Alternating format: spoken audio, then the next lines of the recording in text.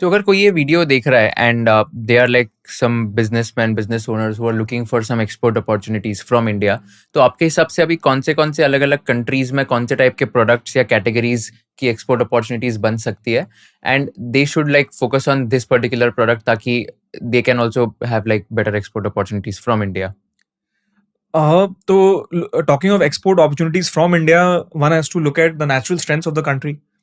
So India has certain natural strengths in, for example, metals industry. We are one of the largest steel producers in the world. Probably, I think the second largest now after China. So even in other metals, we have good capacities. So anything to do with metal components, precision engineering, industrial goods, even for that matter, away from categories like this into areas like pharmaceuticals, which is another natural strength. So can we get into API manufacturing? Can we offer an alternative to companies to sort of shift away from China, do it in India? And again, like हमारे यहाँ पे जो medical talent की strength है, जो pharmaceutical sector की strength है, वो significant है. There is a reason why India is called the pharmacy of the world. We have not made that much of an impact in terms of innovation as yet, in terms of drug development as yet, but all the ingredients are there for us to do that. तो आगे में मेरे को पूरा confidence है कि ये जरूर आएगा सामने. And any specific like countries की 3-4 कंट्रीज यहाँ पर अपॉर्चुनिटीज ज्यादा है कि इंडिया ये कंट्रीज को एक्सपोर्ट करेगा तो वहाँ पर लाइक ज्यादा डिमांड होगी? Anything on that?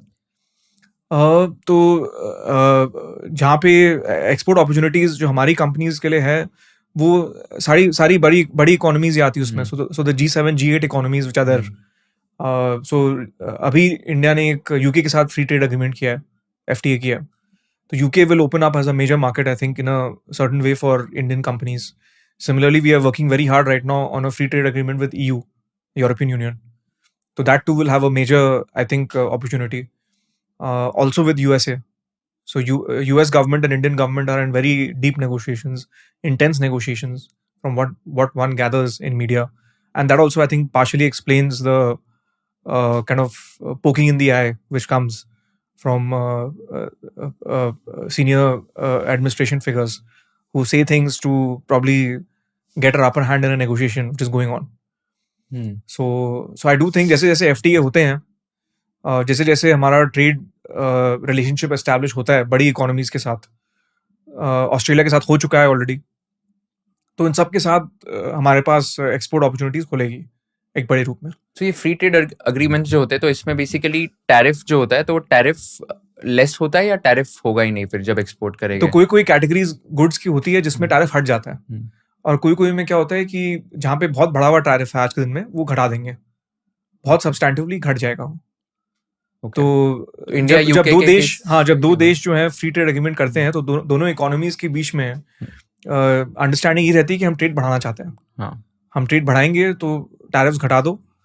Both sides give up something, मतलब the UK has given up something, India has given up something, and both the economies are agreeing that we want to raise our level of bilateral trade. So let us get into this agreement.